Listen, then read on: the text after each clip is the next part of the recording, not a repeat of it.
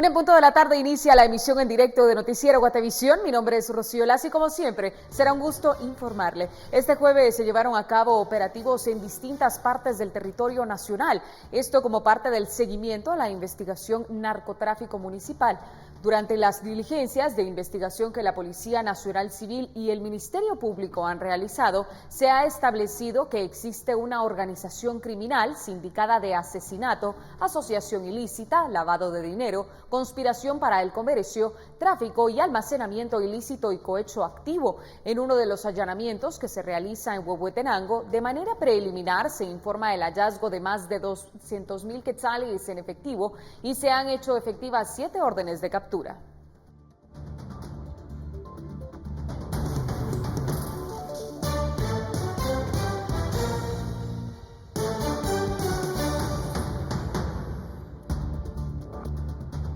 Y en el kilómetro 90 de la ruta hacia Jutiapa, bomberos voluntarios atendieron una emergencia. Llegaron al lugar y verificaron los signos vitales de 2 hombres quienes habían fallecido. Cerca de los cuerpos se encontraba una motocicleta. Hasta el momento se desconoce qué fue lo que sucedió. Se solicitó la presencia del Ministerio Público para las diligencias correspondientes.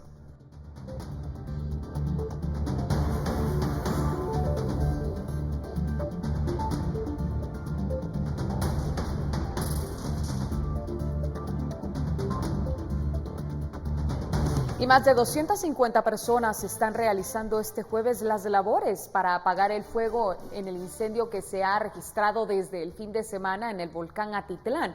Según informaron autoridades de la Coordinadora Nacional para la Reducción de Desastres, el mismo ya está controlado en un 70%. Además del combate vía terrestre, también se tiene el apoyo de 4 aeronaves privadas que fueron coordinadas por las fincas aledañas.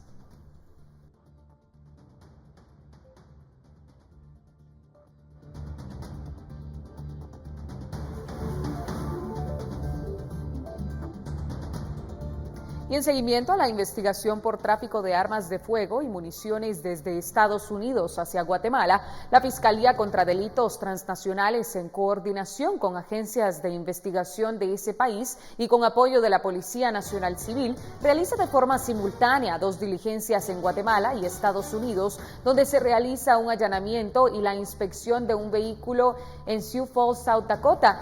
Los allanamientos en nuestro país se llevaron a cabo en Mixco y Villanueva.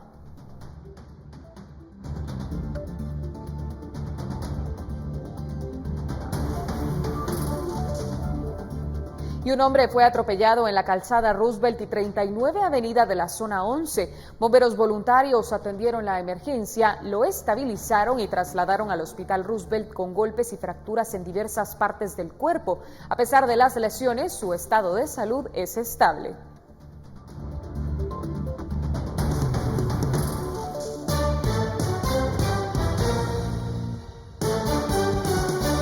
Conocemos ahora la actualización de casos de COVID-19 en el país. El Ministerio de Salud reportó este jueves otros 750 nuevos casos de coronavirus para hacer un total acumulado de 181.143 desde el inicio de la pandemia. En las últimas horas se confirma la muerte de 9 pacientes más, con lo que la cifra en todo el país es de 6.531 decesos. La cantidad de casos recuperados estimados es de 166.923. Finalmente, le mostramos en pantalla los casos activos estimados, que son de 7.689, y se efectuaron 5.738 pruebas en las últimas horas para detectar posibles contagios. Recordemos que esta actualización corresponde al 10 de marzo de las 0 a las 23:59 horas.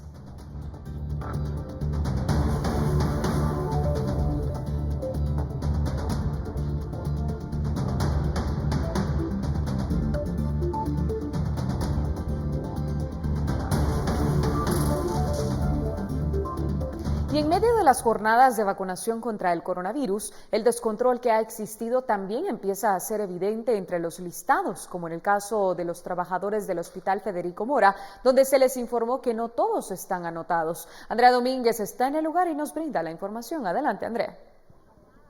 Estamos afuera del puesto de vacunación de Gerona. Acá se tenía contemplado que este día se comenzara con la vacunación del personal de primera línea del Hospital de Salud Mental Federico Mora. Sin embargo, hay varios de aquellos trabajadores que precisamente se encuentran en esta línea de atención, de primera atención a pacientes que no van a ser vacunados este día según se les ha informado. ¿Qué les han dicho a ustedes y de dónde son ustedes? Nosotros pertenecemos al Hospital de Salud Mental Federico Mora, ¿verdad? Hace unas semanas se nos llevó unas fichas donde se nos indicaba de que las teníamos que llenar porque se nos iba a vacunar a todo el personal de salud, según habíamos entendido de todo el hospital. Pero el día de ayer empezó a suceder una cuestión de que nos dijeron de que no se nos iba a vacunar a todo el personal, porque de alguna manera tal vez todo el personal que estamos ahí no somos indispensables, sino que solo el área de médicos, enfermería, laboratorio y intendencias. Pero se nos excluyó a otro tipo de personal muy importante como es rehabilitación, psicología, trabajo social y mantenimiento, que mantenimiento llega a entrar a los pabellones a sanitizar y rehabilitación nos mantenemos trabajando directamente con el paciente.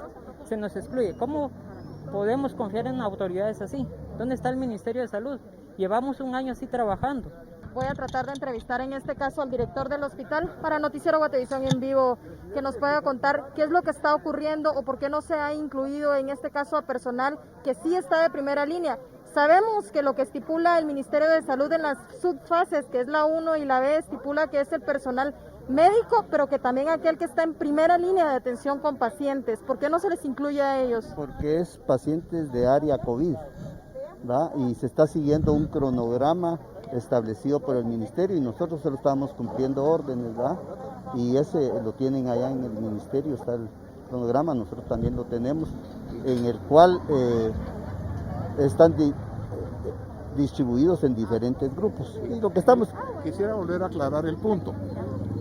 Todo el personal que se considera de primera línea se ha subcategorizado en 1A, 1B, 1C, 1D, hasta 1F, dependiendo las características que tenga en cuanto a la exposición o estar atendiendo gente que tiene COVID. Entonces, como se tiene que empezar por un orden, hoy estamos empezando con lo que corresponde con 1A, que específicamente, según los lineamientos del ministerio, son médicos, enfermeras, personal de intendencia, y personal de laboratorio.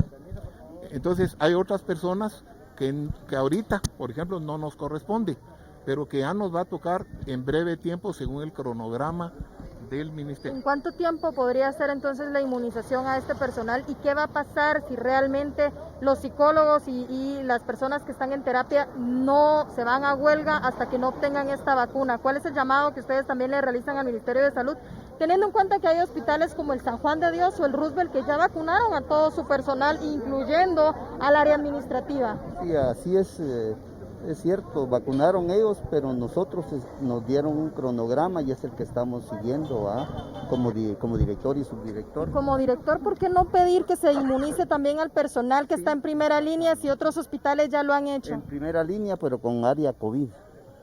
Hay otros hospitales que han inmunizado al resto de sus médicos que están en otras patologías. Nuestra área COVID es pequeña, es en comparación con los otros hospitales, ¿verdad?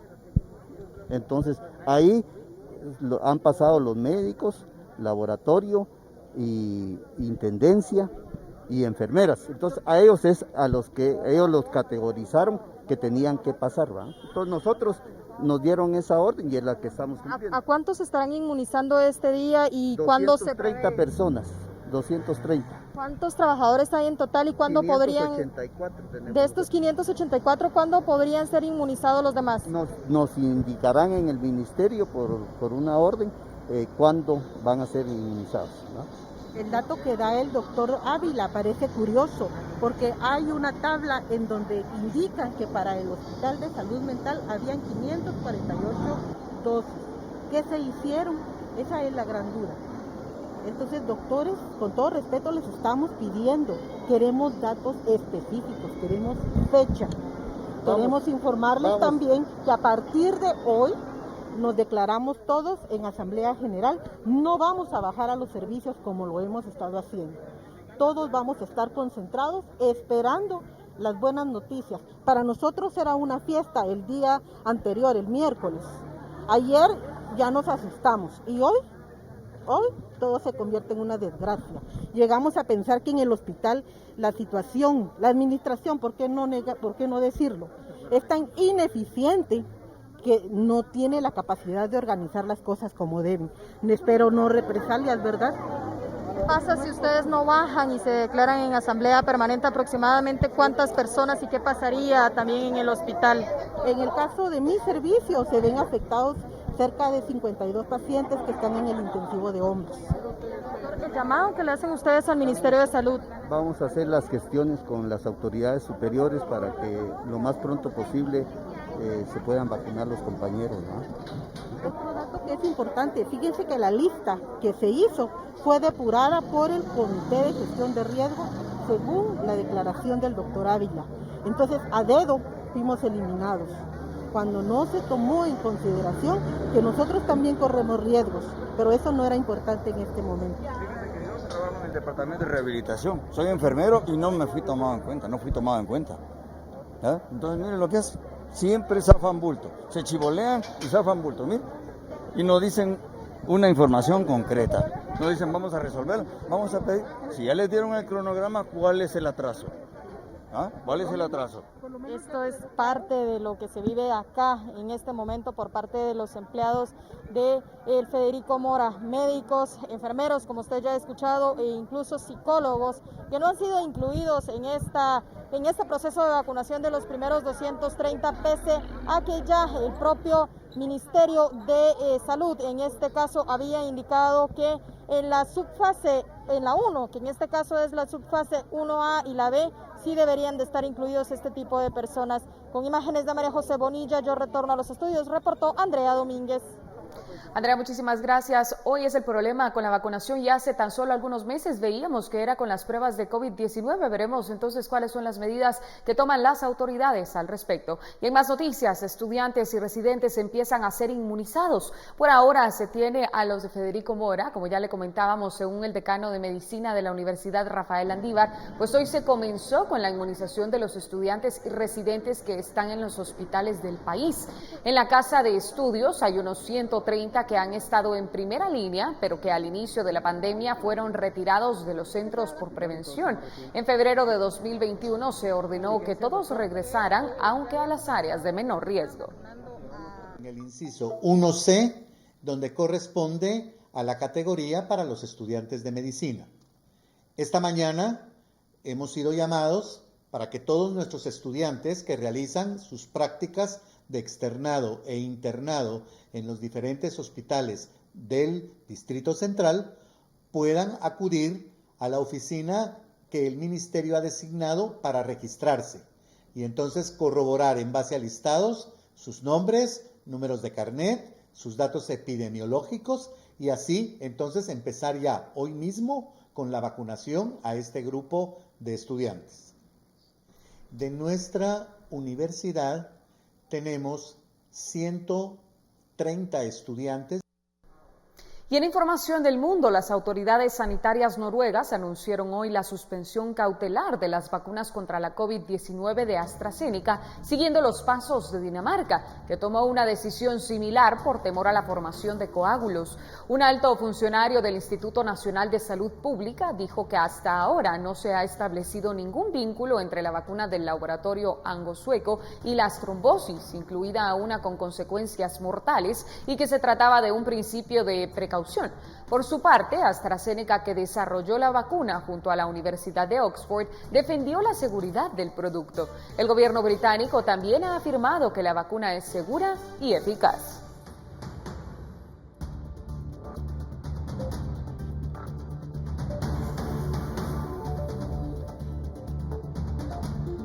Y las autoridades sanitarias alemanas anunciaron hoy un fuerte incremento de infecciones de COVID-19 y temen una tercera ola en el país debido sobre todo a las diferentes variantes. El número de nuevos casos en un día llegó a 14.356, el más elevado desde el 28 de enero, según cifras del Instituto Robert Koch.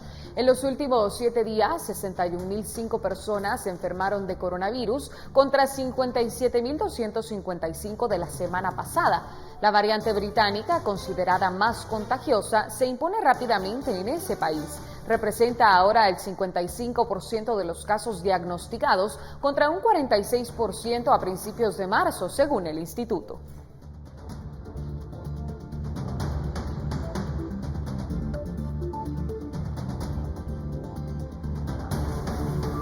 Hoy hace un año la OMS calificó la COVID-19 como pandemia. Después de meses de caos y esfuerzos, el mundo se organizó para hacerle frente. Hasta hoy, el virus mató a por lo menos 2.613.983 personas a nivel mundial y se diagnosticaron más de 117.688.732 casos de infección. Hace un año, un día más tarde, Europa cerraba sus fronteras y el 24 de marzo se decidía postergar los Juegos Olímpicos de Tokio previstos para julio. De pronto, el mundo tomó conciencia de la gravedad del virus. La primera ola de contagios llegaba con al menos 1.000 muertos diarios y un mes más tarde la cifra subía a 7.000. En octubre de 2020, una nueva ola afectaba de manera simultánea a Europa, América del Norte, Oriente Medio y en la segunda etapa a América Latina. El 24 de noviembre se superaba el umbral simbólico de 10.000 muertos diarios.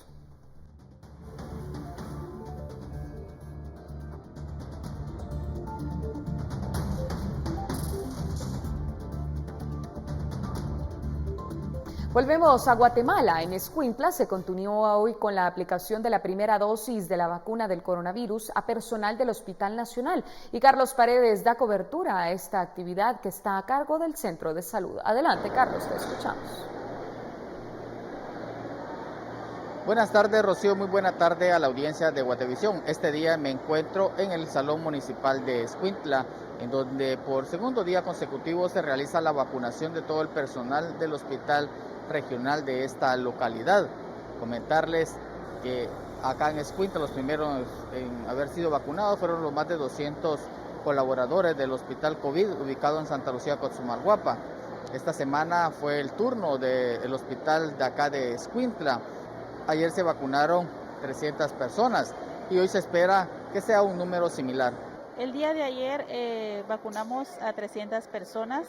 El día de hoy esperamos vacunar a 350 más, ¿verdad? Entonces, recomendándole al personal pues que consulte, ¿verdad? Si llegara a tener alguna reacción para poder atenderlos de inmediato, ¿verdad? Es importante de que siempre mantengamos el uso de la mascarilla, el distanciamiento social, el lavado de manos, ¿verdad? Y que siempre nos cuidemos unos a otros.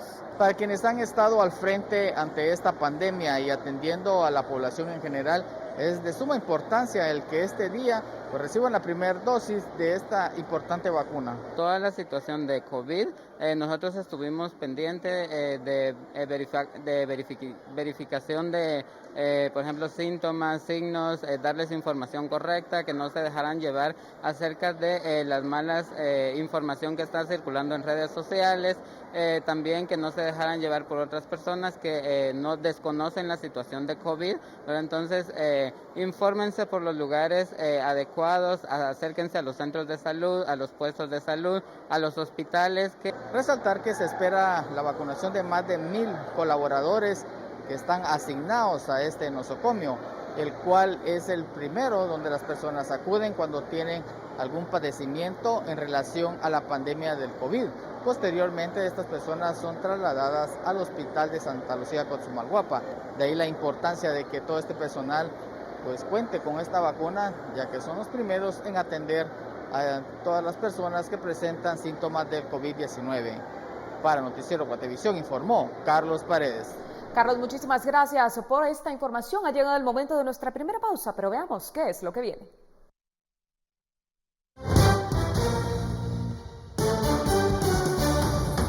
Al volver, inauguran un área más de COVID-19 en el Hospital Regional de Occidente. Los detalles de esta y otras noticias en nuestro siguiente bloque.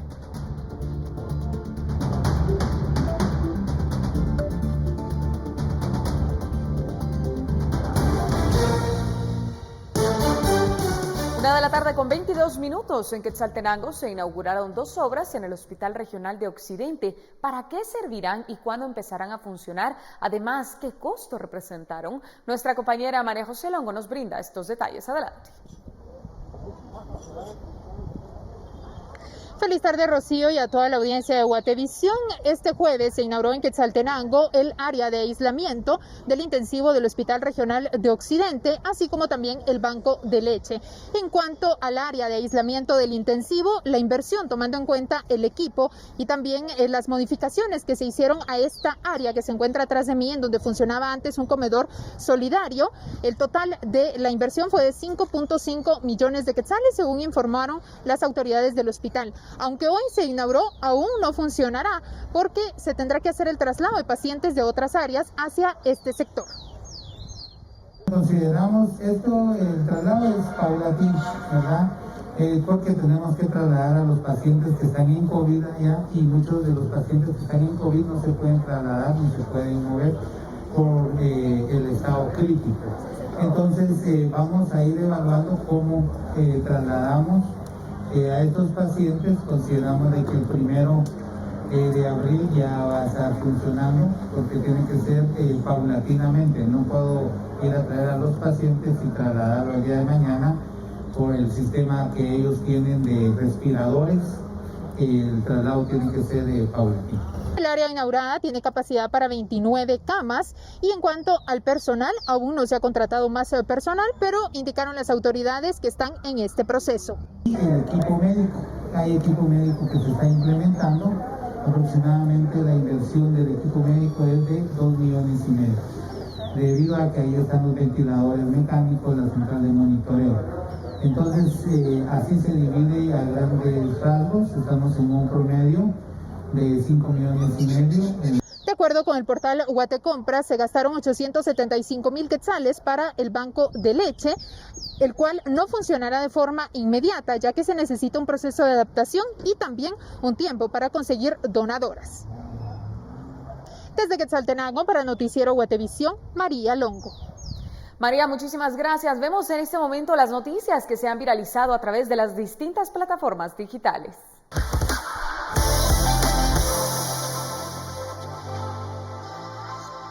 Famosas por sus travesuras, las ardillas no son tan sociales con el ser humano como se suele pensar. Sin embargo, este roedor es especial, pues está acostumbrado a los humanos, en particular los de esta casa, a quienes llega a tocar el timbre para luego huir como cualquier niño. Luego se queda husmeando para ver si alguien cayó en su trampa.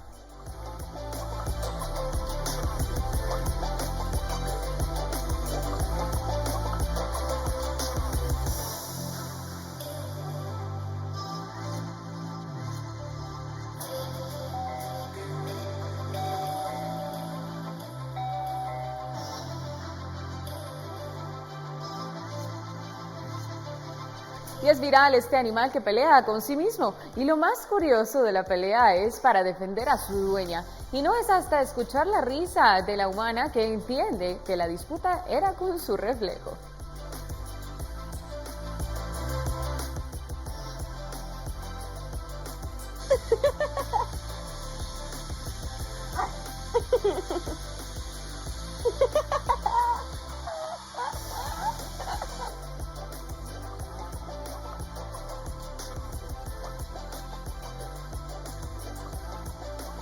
Y hablando de mascotas, es viral este video, pues se trata de un gato que le está dando cariño a su hermano, lamiendo sus orejitas tiernamente. Sin embargo, el dueño está grabando este preciado momento en el que las peleas no están presentes, pero su cuidador hace una pregunta que cambió el panorama. ¿Tienes hambre?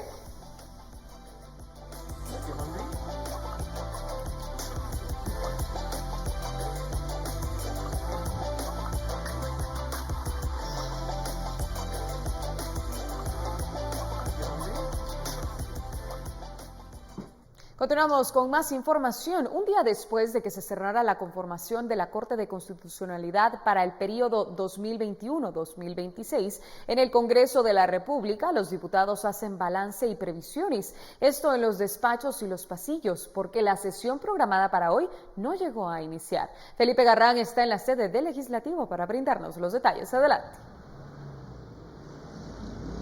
¿Qué tal, Rocío? Muy buenas tardes. Y es que, como ya sabemos, ayer quedó conformada esa planilla de 10 magistrados, 5 titulares y 5 suplentes que conformarán la Corte de Constitucionalidad a partir del próximo 14 de abril.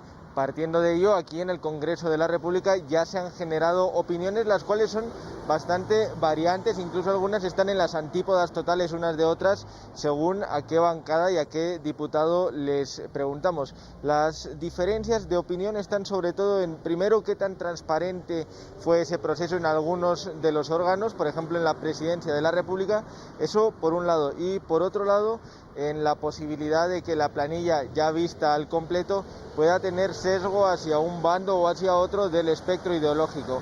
Vamos a escuchar algunas opiniones. La oportunidad perdida que como Estado hemos tenido para montar procesos que construyen sobre lo que se va efectuando anteriormente y avanzando en términos de transparencia. Gracias a Dios se ha cumplido con los plazos necesarios.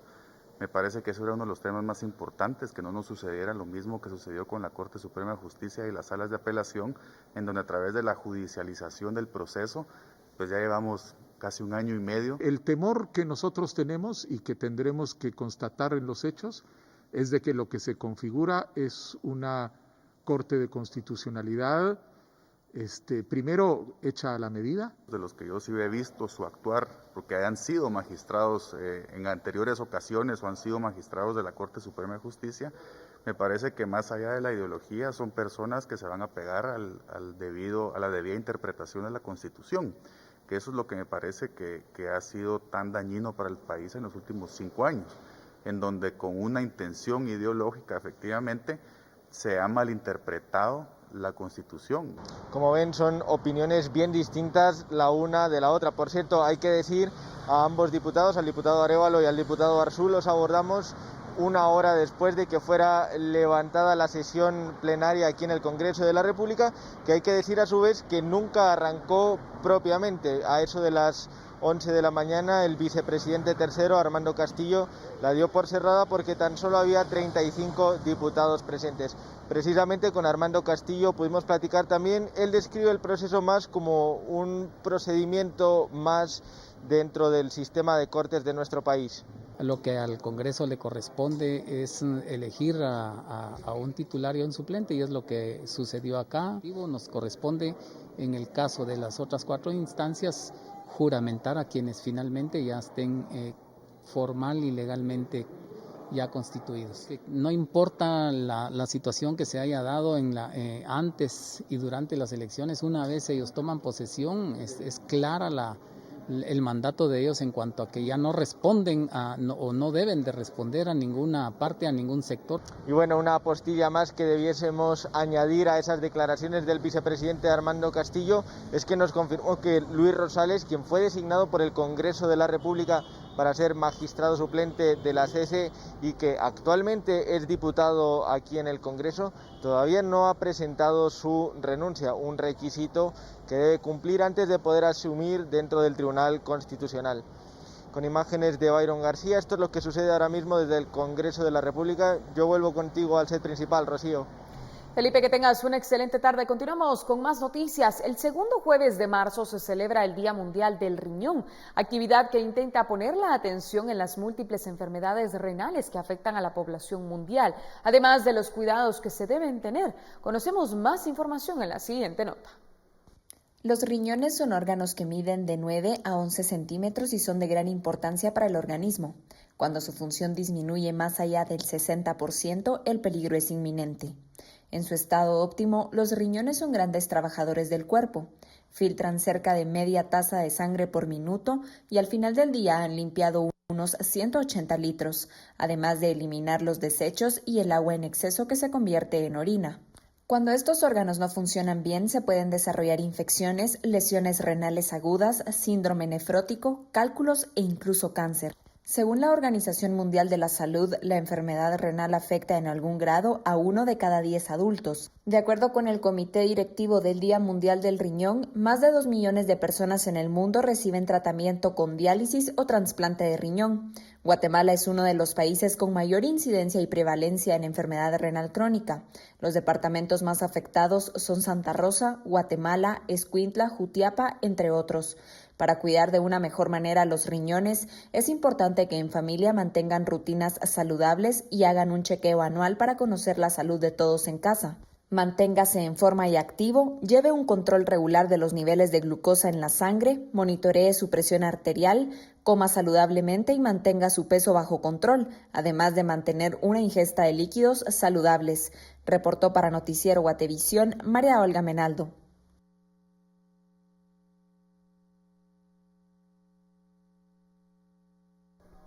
Al volver, presentan solicitud de retiro de antejuicio contra el alcalde Tres Quiebres por supuesta vinculación a un triple crimen asociado al tráfico de drogas. Los detalles en un instante.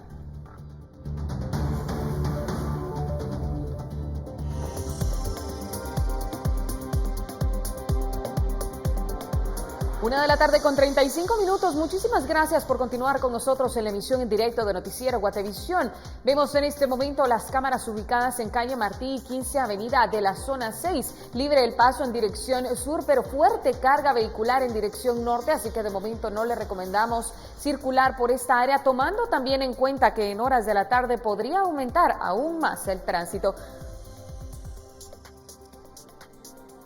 Y tenemos más información. Estas imágenes, vemos fuerte carga vehicular, se dieron cierres vehiculares en la primera calle 13 Avenida y zona 1 tras un ataque armado donde un hombre falleció y por supuesto se impactó en la movilidad en el perímetro del Cerrito del Carmen. Esto fue reportado por Amílcar Montejo, vocero vial de la Municipalidad de Guatemala. Nosotros por supuesto lo mantenemos al tanto de la información del tránsito.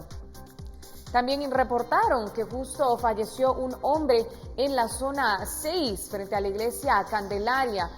Falleció esta persona a tiros, ya se encuentran las autoridades de la Policía Municipal de Tránsito y también los bomberos municipales y la Policía Nacional Civil realizando las diligencias correspondientes. Lo invitamos, por supuesto, a estar atento de nuestras redes sociales para conocer el seguimiento de esta información.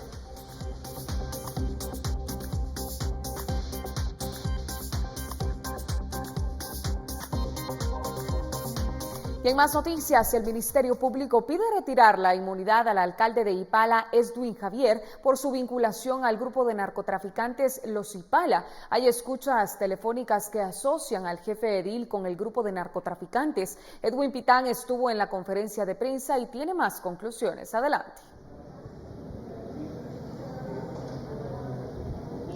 Hola, muy buenas tardes. Hace pocos minutos ha terminado la conferencia de prensa que han brindado los fiscales de la Fiscalía de Narcoactividad y Delitos contra el Ambiente del Ministerio Público. En esta conferencia de prensa, en este acercamiento con los medios de comunicación, los fiscales han confirmado la implicación del alcalde de Ipala Chiquimula, Edwin Javier, con un grupo de narcotraficantes. El caso se ha denominado narcotráfico municipal y al jefe edil de Ipala Chiquimula se le vincula a la organización de narcotraficantes Los Ipala, que operaba en el oriente del país. Y según la investigación y lo que han expuesto esta mañana en la conferencia de prensa los fiscales, este grupo utilizaba varios vehículos para trasladar hacia México dinero y drogas. Además, utilizaron una finca ubicada en el oriente del país en la cual resguardaban ilícitos. Esto lo han explicado. Además, han detallado cuál era la relación del alcalde de Ipala Chiquimula, Edwin Javier,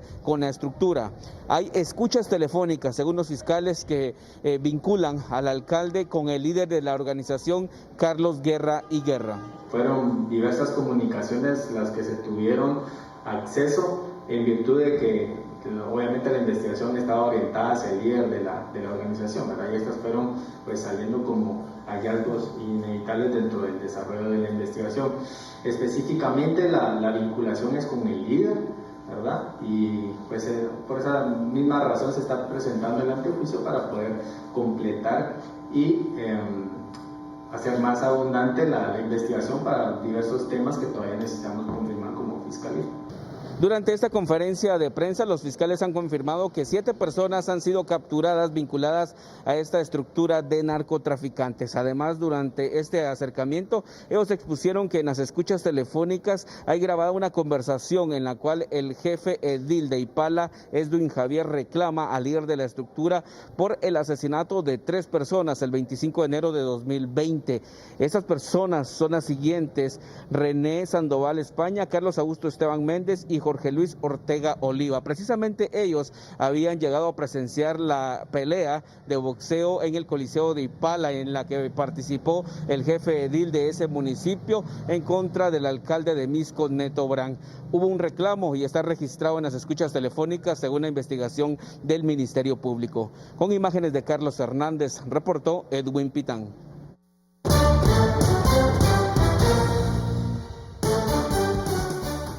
Al menos 27 muertos, entre ellos estudiantes, en un accidente vial en Indonesia. Los detalles de esta nota después de la pausa.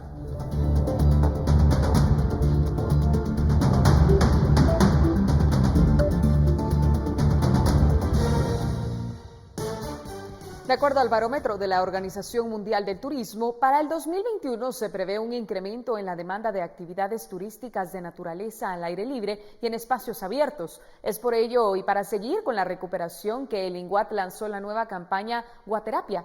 Paula Osaeta nos explica de qué se trata. Adelante.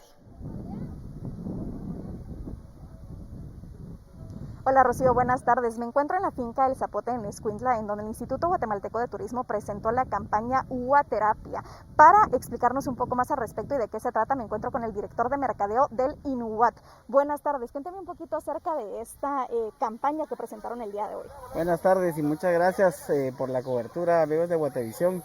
Hoy lanzamos la campaña de turismo interno, se llama Guaterapia, porque consideramos que la mejor terapia para poder renovarnos de todo lo que nos está pasando y poder sobrellevar toda nuestra situación es a través de nuestros atractivos turísticos, y la mejor terapia es Guatemala, por eso le llamamos Guaterapia, y nos invita a respirar todos estos lugares de naturaleza, a caminar por todos estos senderos, a saltar en los cenotes, en las lagunas y a descansar en cada uno de esos rinconcitos que nos puede ofrecer nuestro país. Los objetivos de la campaña número 1 es pues impulsar el turismo interno, ¿verdad? Que vayamos a conocer todos estos sitios, a veces hasta no tradicionales, que no sabemos que pueden existir, pero que estamos llenos de lugares que nos ofrecen muchas bellezas. El segundo objetivo es fomentar un turismo responsable. Siempre debemos buscar que las experiencias que vamos a tener nos ofrezcan medidas de bioseguridad y que también lo hagamos con respeto para la naturaleza y la gente que nos recibe. Y el tercer objetivo es reactivar la economía de las comunidades que dependen del turismo y de todo este sector turístico que está tan golpeado. Muchísimas gracias. Cabe resaltar que esta campaña tiene una inversión de 1.200.000 quetzales y tendrá una duración de un mes. Rocío, con esta información yo regreso con ustedes al estudio. Para Noticiero Guatevisión, Paula Osaeta y Elmer Vargas. Paula, muchísimas gracias. Abrimos ahora nuestro espacio de Guaterreporta y agradecemos a todos los televidentes que interactuaron con nosotros. Comenzamos con el reporte de nuestro televidente Pérez, quien se reportó desde Tecpan.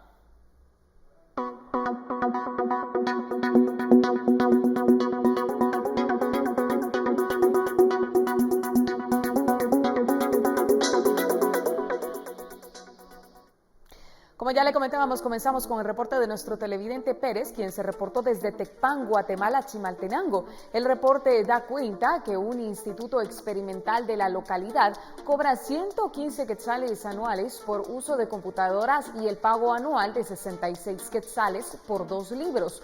El año pasado pagamos lo mismo y no se utilizaron por la pandemia de la COVID-19. Y si no llevamos la boleta de pago, no nos inscriben a nuestros hijos. Consta en la denuncia que recibimos.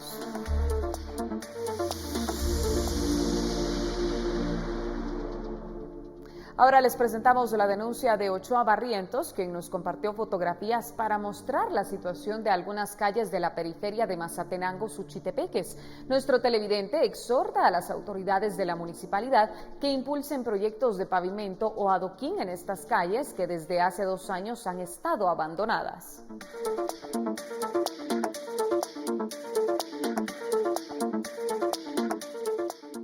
María Adilia Velázquez se reportó de Santa Rosa y nos compartió fotografías para mostrar la situación que a diario ocurre en las unidades del transporte extraurbano.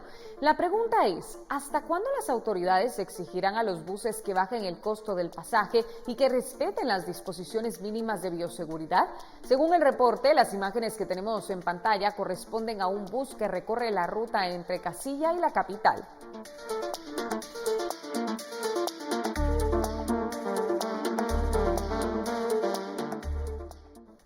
Y vamos ahora a Quiché, donde Héctor Cordero nos informa que las autoridades municipales anunciaron que la terminal de buses será trasladada a otro sector de la cabecera departamental, debido a que la actual ya no llena los mínimos requisitos para hacerlo y el parque vehicular es muy grande. Conocemos los detalles con Héctor. Rocío, buenas tardes, un gusto de saludarte desde Santa Cruz del Quiché. Y pues se conoció que inicia ya el proceso de traslado de la terminal de buses ubicada en la zona 5 en Santa Cruz del Quiché. Según las autoridades municipales, será trasladada a otro predio mucho más grande, en donde será ubicada de una forma ordenada, como ellos manifestaron. Del traslado de la terminal a otro sector, únicamente estamos agotando las últimas instancias para poder el predio y de esta manera pues descentralizar prácticamente la terminal, ubicando un espacio para poder hacer una terminal de espera. El objetivo sería la liberación de calles. Del lugar a donde va a ser trasladado, únicamente se sabe que es un terreno que está en litigio con el Ministerio de la Defensa por parte de la Municipalidad de Santa Cruz. Es un terreno grande en donde se estaría ubicando esta terminal, sin embargo hasta el momento no ha sido confirmado. Esto es lo que tenemos hasta el momento desde el departamento del Quiché. Informo para Noticiero Guatevisión, Héctor Cordero.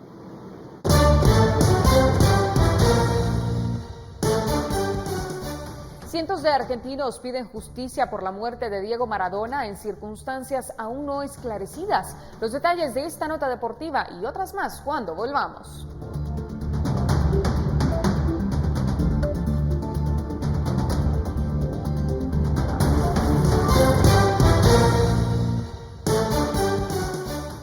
Continuamos en la emisión en directo de Noticiero Guatevisión con noticias internacionales. Japón conmemoró este jueves el 10º aniversario de la triple catástrofe del 11 de marzo de 2011.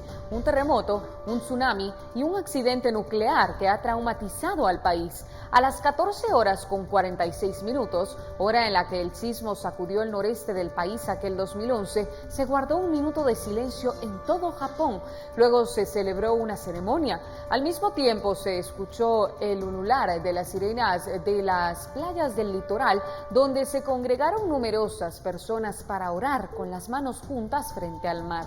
El tsunami fue el principal causante de los 18.500 muertos o desaparecidos. Poco después, un terremoto de magnitud 9 y le siguió un accidente nuclear en la central de Fukushima Daiichi, que acabó inundada y dejó ciudades enteras inhabitables.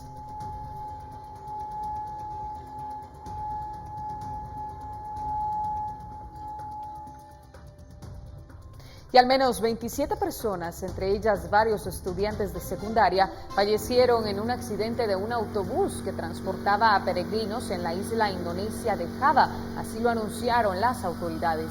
Durante toda la noche, con la ayuda de grúas, los socorristas extrajeron a los supervivientes de este autobús que cayó anoche en un barranco de Sumedang, una región del oeste.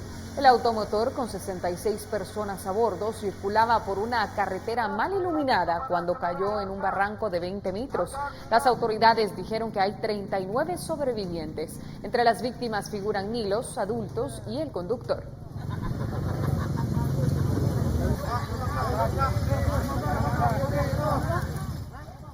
Y la Junta Militar birmana lanzó nuevas acusaciones de corrupción contra la ex jefa del gobierno mientras continuaba reprimiendo manifestaciones opositoras al golpe sin tener en cuenta la condena por parte de la ONU. Las fuerzas de seguridad llevaron a cabo operaciones en la capital económica del país que concluyeron en redadas en apartamentos, hogares, hospitales y universidades con detenciones masivas. Y rápidamente nos enlazamos con la periodista Andrea Domínguez. Ella se encuentra en el Centro de Biológicos del Ministerio de Salud, ya que hoy llega el primer lote de las vacunas con el mecanismo COVAX. Andrea, cuéntanos de qué se trata. Adelante.